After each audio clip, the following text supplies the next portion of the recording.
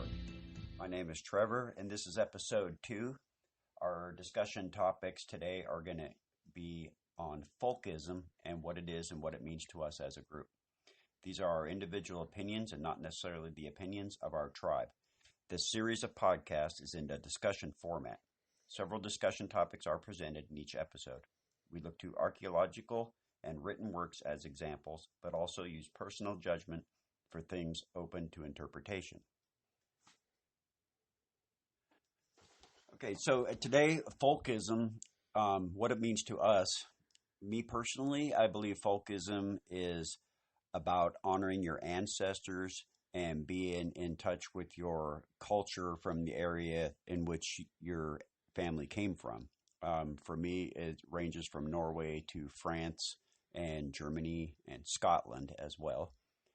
I believe that most faiths should be indigenous to where you came from and spiritual practices accordingly. So to me, my faith would be Heathenism. It's also used interchangeably with Asatru. And that is what we discussed last time as a Germanic and Scandinavian spiritual path. We had disagreements on that as well. We all have our own ideas of what those are. And so, Eric, what does folkism mean to you? So I've never really gone swinging for one side of the folkism versus universalism side of that debate. Usually I just do what I do and it doesn't bug me what other people do, because I think it comes down to, who's in the club, and that's what it's kind of disagreeing about. And I've never had a club other than, my neighbors, so I haven't had to really think about it. But I don't want to say to someone, I can't imagine saying to someone, you can't be a part of our club, even if they were, let's say they're 100% no European DNA whatsoever. That doesn't bug me that much, but I would be looking at them and saying, well, what about your ancestors? Because coming to, our group and saying, I want to worship Thor, to me, it almost feels like at the expense of deities that you might be closer to. So if you're Celtic, maybe you should be going after Tyrannus instead of Thor, or Perun if you're Slavic, I think. And then even getting further afield, because those are still European. Let's say that you are magically, in our globalized world, 100% Vietnamese and nothing else. Yeah, okay. There's Vietnamese gods that you could pray to, and I would find it strange that you're saying that ours are better than yours, or better for you than yours. That would seem strange to me. Yeah, I agree with that. It doesn't make sense. It's not so much that we would say, no, you cannot be part of Ulfar Folk because you are not of Northern European descent. Which, first of all, that's kind of silly, especially in America today. Most everyone has some percentage of European of some sort in their DNA. Right. It's not like we're going around doing DNA tests on people to make sure that they're European before we allow them in. It's just, why would you be interested in over our ancestors over your own? Because that's how I view the gods, is that they're our own ancestors and we're all part of the same blood. But so then why I just don't understand why someone would be interested in honoring my ancestors over their own if we're from totally different parts of the world, as far as heritage and culture goes. So then that's the other piece, is you're almost denying your own culture in favor of something else that you're not Yeah, I mean, affiliated I with. feel like it's like, what's wrong with your gods? I mean, are they? Do you What's not, wrong with them? I wouldn't say that. do you not like them or what? That's I look at it that way. Do you not like your own, native faith of your people or whatever? I mean, there's some beautiful, religions in all cultures, and Yeah.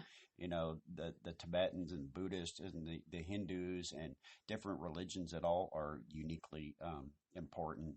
And why wouldn't you be interested in that and ours instead? And that's pretty much the question, conundrum. It doesn't really come down to folkism, as being exclusionary to other people. No. It's why adopt a Northern European faith instead of your own. I think you should look into that and see why, what's important about it, who the deities and pantheon are, and actually maybe embrace that and research it. And if you still find out you don't like it and you want to, do something else, with your spiritual path, then, so be it. But you should first look into your own, ancestral roots and the indigenous religion of your people. So I have a thought experiment or a hypothetical and think this out kind of situation for you guys. Let's say that because we're all about local culture, not just, European is the end all be all, but also where we are, we have a lot of gold rush. We have a lot of cowboys kind of stuff that we get into. Let's say you have a neighbor who is, going back to the example earlier, is 100%, Vietnamese. Okay. So no genetic ties to Europe at all in our perfect idealized world where, that's not possible. Of this argument. Yeah, exactly. For the sake of this argument.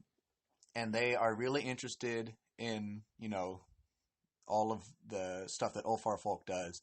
And they come to you and say, I've really thought about it and I want to come be a part of a bloat or a sumble. What would your response be? Because we have a few steps in our group where we say, you can totally come watch. And usually that's what people are comfortable with the first time around, is just to watch and see what's going on. So with that scenario, and they're your friends, you see them out, it's not because, we're white and they're not, we can't be friends, Right. No, that's ridiculous. You still see them out and you still go to the same stuff. So, what would be your course of action in this scenario? For me, what I would do if someone wanted to come along, if it was an open type of a ritual where it wasn't something particularly, special, like we were doing a naming ceremony or a rite of passage into, into adulthood for, a teenager or whatever. If it was just an open, say like a May Day festival, and they wanted to come and maybe participate in our maypole or something like that, or just, to see, we would be totally open to, allowing someone to come and do that. It just depends on whether the ritual is a private one or something that we would consider public. And, it's good to share our culture with other people, regardless of who they are. And so we're not exclusionary, in that way at all. And that's the thing, is what we consider public is not truly public. I mean, everything we do is on invitation only, because we don't want a whole bunch of weirdos at our house. Right. And we are a private, let's be honest. private group. So we're a private group. So what we would consider public are things that we would invite our guests to. Yeah, like something you invite any one of your friends to, or a guest to, or a friend or a family member that's not part of heathenism. Maybe their faith is something different, even though they're members of your family and close friends. We could still open that invitation, and it wouldn't really be considered a public event, because not general public, not general but public, like, where we allow guests. But we would invite other guests, and it has nothing to do with what their faith or ethnicity is. If they want to learn about other cultures, we're totally open to that. And we do invite a lot of guests. Yes, we have let's see, 2, 3, maybe 3 guests at every stumble. At least one at every stumble. Yeah, we've had a few, and people that have brought their significant other with them, whose actual faith was, we don't know. We didn't actually ask them what, they just came along, and they may not be religious. They may have a faith, but, that's not something we inquire about. We just welcome them as a guest, and they're more than happy to hang out and observe if they want. And if they want to participate, they're more than welcome to as well. But most people are kind of shy at first and want to kind of sit back and watch what's going on and figure out what we're doing, what it's all about. And later on, they realized that most people that it was pretty fun and kind of interesting, and they go away with a good feeling most of the time. Okay. Oh, very good answers. Thank you. I'd clap, but I don't know how that'll sound on the microphone. Next, I want to ask you, we kind of talked about this before we started, but just so we have it, on record, I was talking about the Yarn-Saxa scale, Right. which is a scale of 1 to 6 on how inclusive versus racist you are. Oh, God. Okay, just for informational purposes, we're going to have Eric enlighten us on what this Read the scale Yeah. definition. And we will have a discussion over which, where we fall on this scale if we feel comfortable sharing that afterwards. But know that this is just reading the information. I'm not advocating for anything until I say so. So, step 1, or part 1, is Asatru is an open religion which anyone can join. There are, however, certain things that must be done in certain ways, certain points of theology that must be strictly adhered to, and certain beliefs that must be held. Anyone who doesn't agree with all of these points simply isn't true and can be deemed traitors to the gods. One of these points is that everyone must agree to is that Asatru is open to people of all races, and those who believe otherwise are not welcome and should be actively denounced. I'm doing great, aren't I? I know. I'm so uncomfortable right now. She's face palming at my ability to read. Yeah, continue. Okay. Denounced so that there is no confusion of their beliefs with those of real Asatru are. I will only worship alongside those who follow the same beliefs. That was step 1. With some stumbling. Step 2 is shorter, thankfully for me. Anyone who wants to be Asatru can, regardless of racial or cultural history. Individuals have the freedom to choose any religion to follow, and I will defend and uphold that right. All are welcome to my kindred, and I will worship alongside any true man or woman. That was step 2. We're making faces at each other. Step 3, part 3. Did you want to say something, or are you good?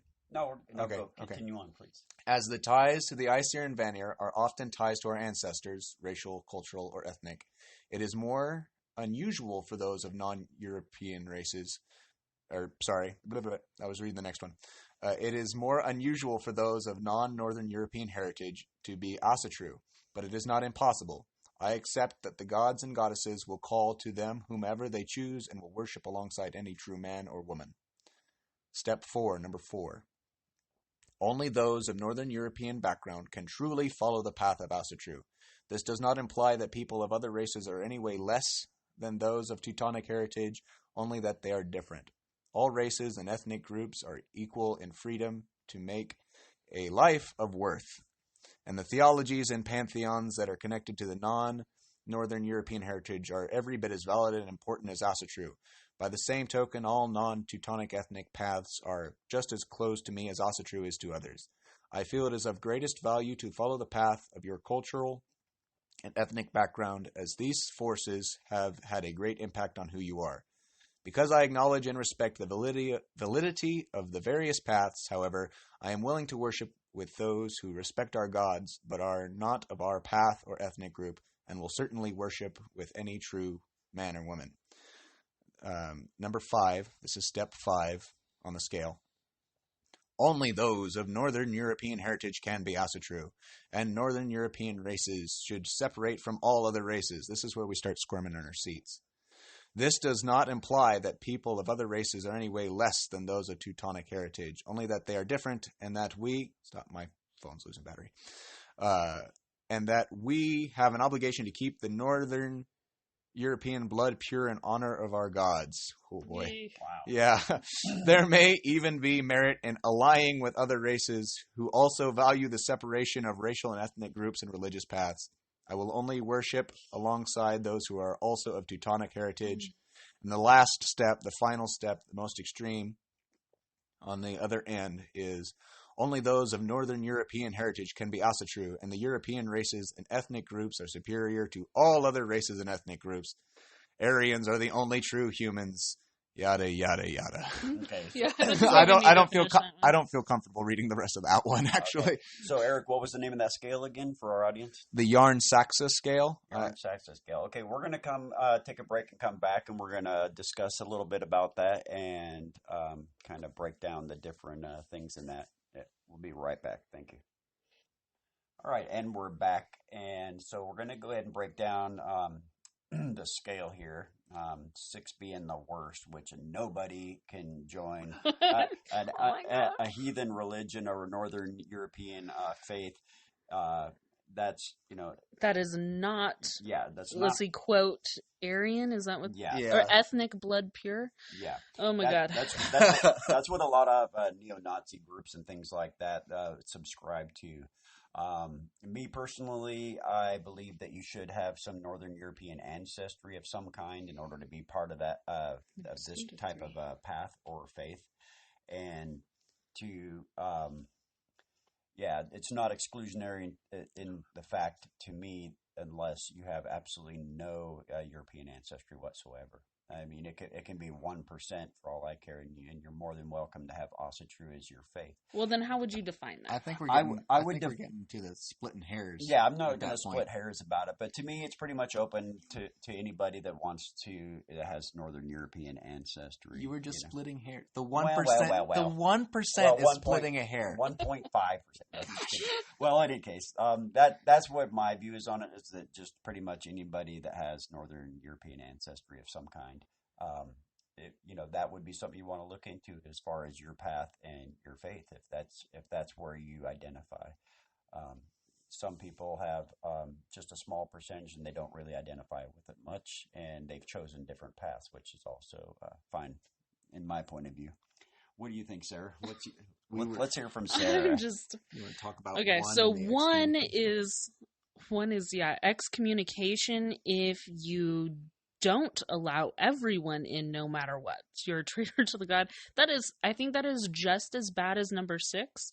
So number 6 was basically if you're not Aryan, you can't be a Asatru. I think that's just as crazy as... That's one extreme to the other. Yeah, and number 1 is just as bad. I think I land about at 3, where it says, let's see, you should... the ties between Aesir and Vanir, you should have...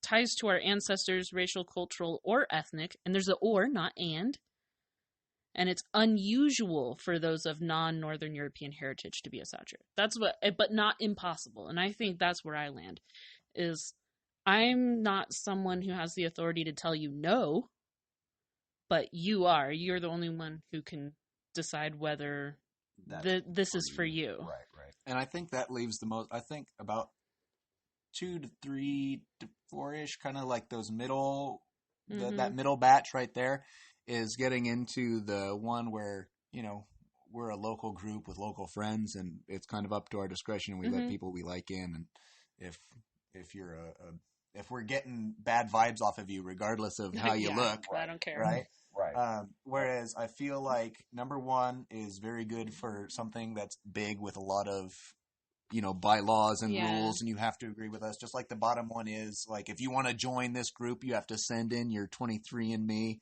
I know, #, not sponsored. Yeah, that would be super crazy. That would probably be, bad. And groups that do that, that they fall closer to number 6 on that list of being exclusionary based on ethnicity estimates. I think even 5 is pretty bad. Yeah, number 5 is we're only allowed to be allies with the other races who are also racist. And it's that's probably not a good stance to have in any kind of thing. But, you should definitely have some kind of cultural ties to, Northern Europe, Germanic, Scandinavian, etc. Yeah, and that's all Folkism is. I feel like... So, I just recently have been called racist. I'm 33 years old and I've never been called racist before. And I found that it just really hurt my feelings. Yeah, it bothers me. I mean, it bothered me for probably a whole week. True. And then I'm still not over it, really. Now that I'm talking about it. This, and should we address it? Should we? Maybe we're just bringing more attention by addressing it. Maybe we should just ignore it and go away. But eventually, it eats at you, especially when you're, you consider yourself a kind person and you have friends from all different walks of life and to be called that just because you're embracing folkish religion. Yeah, and that was the only reason I was right. called racist was because The word I folkish. said I was folkish. Right, which means your path is in relation to your folk or your people and where they came from and your ancestors. So that's what our definition really of folk. So I think you have an interesting standpoint on this, Trevor, because you have a large percentage. I mean, even before you did like DNA tests and stuff, you already knew you had a lot of Native American heritage. Right. Yeah, and I do have Native American ancestry, and so if that was the case, I'd have to be excluded from my own group. Yeah, so that you got that, but you can't sit there and argue that with somebody when they're just blurting out stuff just to stir up trouble or whatever. You can't sit there and defend yourself like that. So, we were at a thing recently with a local Celtic fair, and we had a booth there just kind of representing our group and handing out information and sharing what Asatru and Heathenism was to us. And so we were basically just, there to share information about what our culture was and what our beliefs were, and had some information on different things that people could take and flyers. And so it was a good time, and we had a lot of people come up that were interested, and we referred them to our website and our podcast, and it was just to kind of share our culture. We also had some Native American dancers there. We had bagpipers and things like that, and different people and different types of kilts and things. Yeah. And it was it was a nice blend of different, cultures ranging from mostly, Celtic and Scottish kind of origins, but there were other people there. The local Indian tribe was there representing too. Mm-hmm. So, and it was kind of cool because at one point the Native Americans were dancing around the guys that were playing the bagpipes to the music, and it was kind of cool. And so, and some people just misunderstand when they see we are a folkish group of heathens, that they associate folkish with racism of some kind. And and it kind of hurts our feelings when people, look on folkism as, when you're honoring your ancestors and the places you came from and where they came from and their customs and traditions, that's somehow racist, and that's where we're at on this. You guys, I think we've been triggered. I think we've been triggered. I know I have been triggered. I need a therapy coloring book. So, gosh, give me a coloring book, please. But anyways, yeah. So, I don't know what you call that, folkish derangement syndrome or some kind of, whatever. But when you get upset because someone calls you racist, especially when some of our members have mixed, ethnicities in their, genetic makeup as well. So, yeah, so there's that. So wrapping up what folkism is, it's a combination of your culture and your heritage blending into your religion. And that religion does have cultural and ties to your heritage. So if you don't have either of those two things, then maybe you should look towards your own culture and heritage and what religion is related to that first, and then come back if you're still genuinely interested. Right. Well, like Eric was talking about earlier, going outside your culture for a religion, when they're both tied to your people, and indigenous faith of your people would be something you'd want to look into first. So that would be your folkism. And this is ours because we're of Northern European ancestry. So as Ulfar Folk, what do you think specifically the folk means in our Ulfar Folk?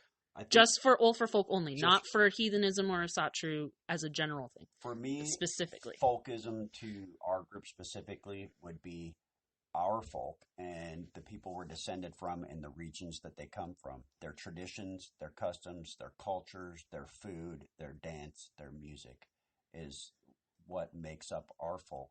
And that's why we consider ourselves folkish, is we try to get in touch and in tune with that as close as we can. I would also add local, like your folk can be the people living in your town or in your county. Mm-hmm. So there's an element of that too. So it's not only, we may have more in common with people who, or we definitely do have more in common with people who live next door than we do with people who may look exactly like us but live in New York. Right. So that's just a little something to think about. And like the topic, of course, is folkism. And so research that and find out what it means to you as far as your ancestors and the people you came from and what their folkish traditions and customs were. And maybe look into that a little bit. And that was one other thing that I forgot I wanted to touch on was that Asatru and Heathenism is not the only religion to have folkish aspects to it. True. So there are folkish Japanese, which would be what? Shinto? Shintoism. There's folkish Indians, like not Native Americans, but Indians. So that would be probably Hinduism, yeah, and Tibet. Tibetan religions, and Buddhism would be like the indigenous for China. I believe Buddha actually came from Tibet, but different cultures have different, ethnic faiths, and and so you should research that and realize that just not Northern European are the only folkish. All those indigenous religions are folkish, and they'll have their own guidelines based on whether you're from their people or not, and that makes them not racist actually, because they're just celebrating their people. I'm not and racist. The majority of the people in that group would probably have some kind of guidelines, and it may feel exclusionary. But if you're from Japan and you're trying to join something in Mexico, they would probably look at you like you're crazy. So and if more from a why aspect, then you're not allowed to do this. Yeah, and it goes for Native American tribes as well. Right. You actually cannot join Native American tribes unless you have a certain blood quantum for most of them, right? Right. Yeah, and that's kind of a thing through the federal, the Indian Act. I'm really picking on everyone right now. Yeah. Well, the Indian Act, made it to where people had to have 1/4 blood quantum, which basically means you have to have 25% Native American blood on paper through descendancy, like genealogy. Yeah. They don't take DNA tests or anything like that. But does that make them racist or exclusionary? No. That's a tribe of Native Americans. You heard it here, folks. You heard it here first, folks. We are easier to join than a Native American tribe. Yes, sir. Oh, my God. Sir. So anyways, that's about going to wrap up our podcast on folkism today. And I want you to visit our site at ulfarfolk.wordpress.com. We're also on Facebook at facebook.com/ulfarfolk, and our new episode will be on iTunes and Google Play Music, as well as on podbean.com. Thank you again for joining, and we'd like to thank Sarah and Eric. Thank you, Sarah. Thank you. Thank you, Eric. You're welcome. And feel free to post any comments on the podcast also. We haven't or not. Or That'd not. be okay. But if you feel like commenting, we will respond to your comments, and anything that you're curious about, you can also message us on either our Facebook page or contact us on WordPress. And trolls are welcome to go elsewhere. Yes. That was a strong we. Notice how he was volunteering us. Yep, I'm volunteering someone else to take part of the comments and field them for me. So anyways, once again, thank you for tuning in, and we look forward to your listening to our podcast. Thank you very much.